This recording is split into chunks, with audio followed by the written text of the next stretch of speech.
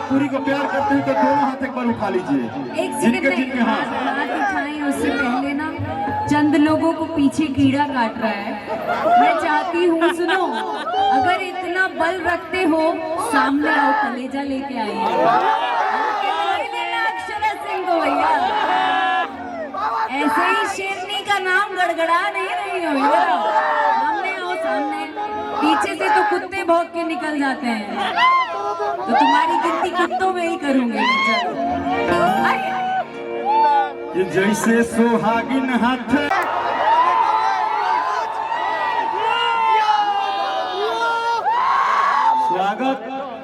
स्वागत बा हमारा भोजपुर जिला में के कर ये पूरा भोजपुरी का सबसे खूबसूरत हीरोइन के जेकर नाम है अक्षरा सिंह जी। तो भोजपुर जिला में अगर केहू के स्वागत कई जला कहे से कि हमनी के माटी है जे पैदा भइल बनी जा आ हम जहाँ आइल बानी हो जाई हम लिखी कह सकत कि हम कोनो बहुत बड़ जगह हम रह जाई बनी जो हमारे गांव है बखोरापुर। जेकरा तो बखोरापुर माई का आशीर्वाद हो गेल दुनिया ही लागेला दुनिया। आई छोटा मोटा जगह है ना, तो सबसे पहले तो अक्षरा जी खातिर इतने जोरदार ताली बजाएं कि आगे बुझाओ कि वहां के भोजपुर में आइल बनी जोरदार वाला। Thank you. मुंह बगले के हैं, 1 घंटा में रहुआ पहुंच जाए पटना। ठीक बा, जे राजधानी में रहेला ओकर कहानी होला, जे राजधानी में रहेला ओकर कहानी होला, और जवन बखोरापुर के गांव में लड़का रहेला ओकर जिंदगानी होला। कबो कबो हीरोइन के अपना अखिया से देखेला, रात सपना में ओकरो नया जिंदगानी होला। अरे बखोरापुर जी ए मंच पे हर एक सौभाग्यशाली कलाकार बा जिनका आवे के मिलल बा, और हम सबसे भाग्यशाली बानी कि तनी देरी से आईनी लेकिन अपना गाँव आईनी कहे से कि हम दीपक भैया से एक बात कहले बानी कि दुनिया में कोनो कोना में कुछ भी हो, जब जब भोजपुर जिला के फोन जाई या बात हो जाई तो दुनिया के सारा शूटिंग सारा सिनेमा सारा एल्बम एक दिन, भोजपुर की धरती एक दिन एजा आवे के बा चाहे हालात कुछ होके। हाँ एजा आवे के बा, और उसमें भी बाप रे बाप हमने की है आई भाई है। हाँ भाई साहब कि छतिये में 6 गोली ठोक दे बेले। बाप रे बाप ज्यादा हिट बकाई, बहुत ज्यादा बका कि शासन पर शासन के रोक दे बेले कि अपने ही सिस्टम सरकार हवे राजा हो। देखिए इस गाने का मतलब एक ही था, ये गाना हिट हुआ, हमको नहीं पता है क्यों ज्यादा हिट हो गया, लेकिन ये मतलब था कि भोजपुर का हर लड़का भोजपुर के माटी तनी गरम माटी हो। एक जगह छोटको लड़का कहेला कि हम ही सिस्टम है, हम ही सरकार है, बतियावा ना। अरे भोजपुर हो में बखोरापुर जी कि अपने ही सिस्टम सरकार हवे राजा हो। अजय भैया ए अजय भैया उधर छोड़िए, इधर देखिए कि अजय भैया सिस्टम सरकार हवे राजा हो। आए हाय भैया नीचे आ रही गाता रही रे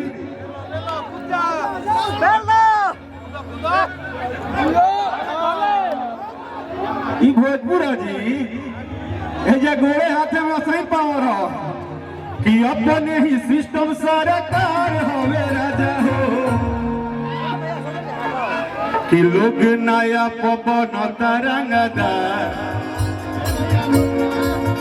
लोग नया पवन तरंगदार, अरंगदारों के फतार हवे राजा हो। लोग नया पवन तरंगदार, अरंगदारों के फतार हवे राजा हो। अरे तो जिला हवे भोजपुर गरम होला माटी, अन्ना के हुआ टल बना के हुआ टी।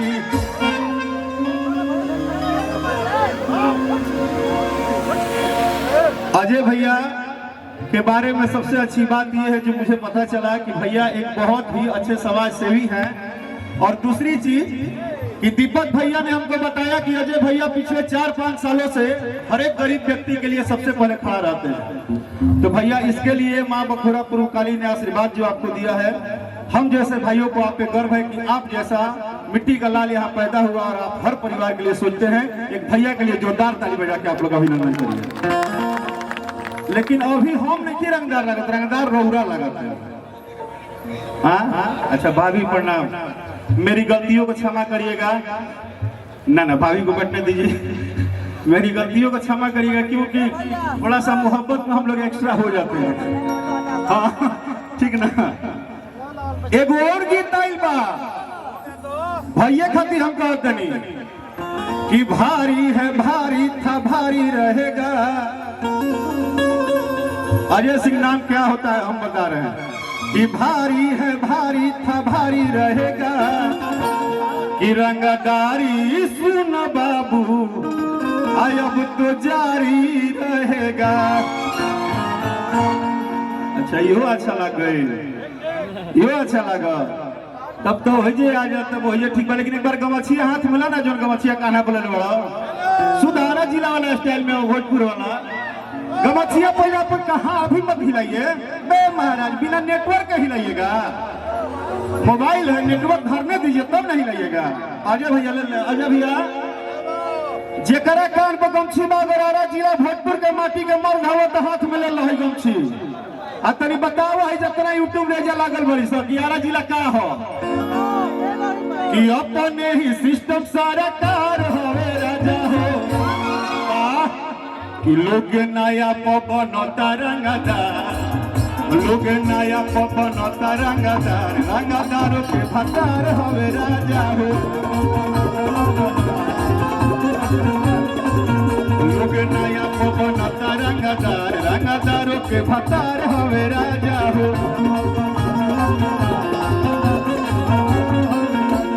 अच्छा रामकिया भैया, अच्छा अच्छा हाँ ऊपर चल जाओ, पहले आशीर्वाद मिला ले ले दी। हाँ दे दी आशीर्वाद खाती है भाग ऊपर में कहाँ से चलिए देखो बात। अरे बाप रे बाप इतना झंडा आई हो जियो से। जय श्री राम। अब बुझा था कि अब कार्यक्रम शुरू भइल बखोरापुर में। अब के तनी गर्मी शरीर में शुद्ध भोजपुरी में भेटाइल बा। अक्षरा जी, अक्षरा जी आप ऐसा गाए हो कि स्पीकर में आग लगा दिए हो। हाँ तो अपने ही सिस्टम सरकार हमें राजा हो, हम थोड़े आग लगनी, आग हो लोग लगौले बा। पूरा जिला में केहू चुनाव जीतता तो एक स्टेटस लगता कि लोग नया पवन। इधर आइए, एक आपसे मेरा रिक्वेस्ट है क्या कि आप भाई तनी एक सेकंड सुनिएगा। बहुत सारे हमारे यहाँ बहुत प्यारे दुलारे भाई लोग यूट्यूब जो जितने भी कैमरा लगाए हैं आप सबको भी मेरा प्रणाम। और आपने भोजपुरी भाषा को, हम लोग तो मेहनत करते ही हैं, आप सभी भोजपुरी भाषा को देश विदेश पहुंचाते हैं क्योंकि जो यहाँ नहीं आया है वो कल सुबह जरूर अपने अपने घर से यूट्यूब से देखता है। मेरा सिर्फ एक लाइन है कि ये भोजपुर की धरती और ये भाषा भोजपुरी आपको बहुत प्यार किया। भोजपुरी से ही है हाँ, और आज जो कुछ भी है भोजपुरी की वजह से है।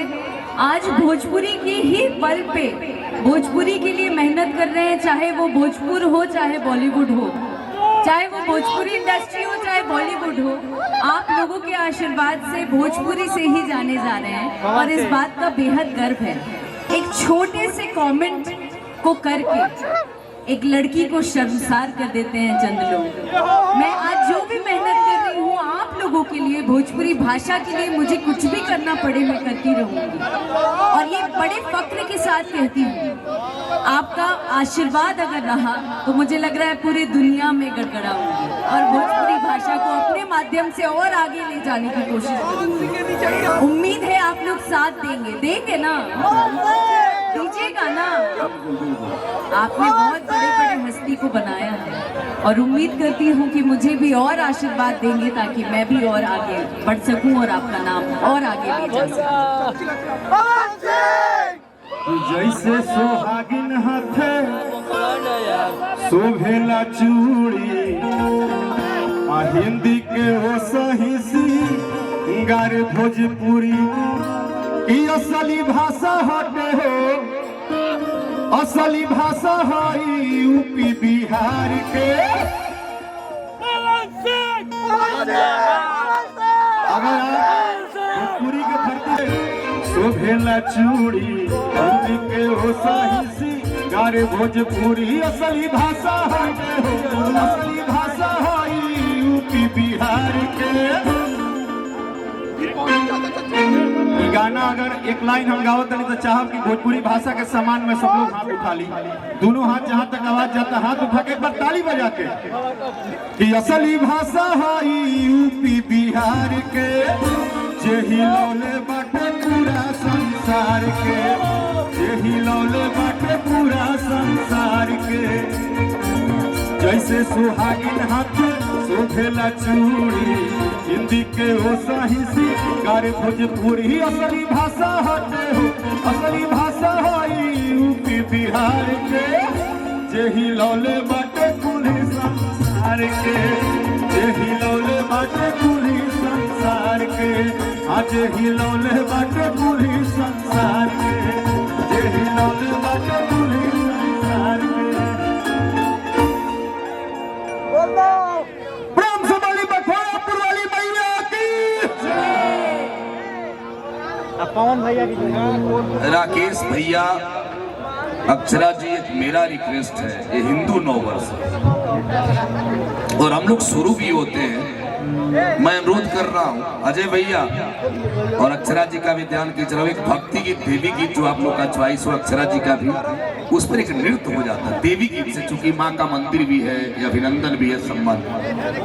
अच्छा, जो एक भाव हो आपके मन में हो तो एक भाव, मेरा जो इच्छा था कि सब लोग झूमते के भाव देवी गीत पर सबको झुमा देते आप लोग, चूंकि नवरात्र भी चढ़ गया, छठ चैती छठ भी आ गया गुरु जी, तो अक्षरा जी और आप मिलके गाते तो मजा आए। हाँ, देवी गीत का तो बात है।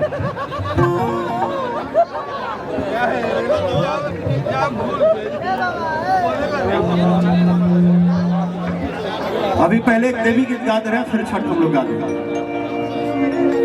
कि निमिये के डढ़िया के डोलिया बनल बा, नीम के बताइए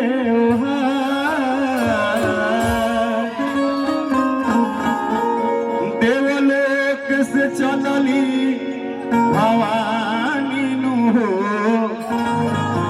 कि देवता बनले कहाँ। चैत्र नवरात्र का शुरू भइल बा, आप सबके बहुत बहुत शुभकामनाएं। और भजन बा एगो, बस एक टुकड़ा एक अंतरा कि निमिये के डढ़िया के डोलिया बनल ओके नीम के पतैया ओहा, निमिये के डढ़िया के डोलिया बनल ओके नीम के पतैया ओहा, देवलोक से चलली भवानी हो, देवता बनले कहाँ, देवलोक से चलली भवानी नु हो, देवता बनले कहाँ।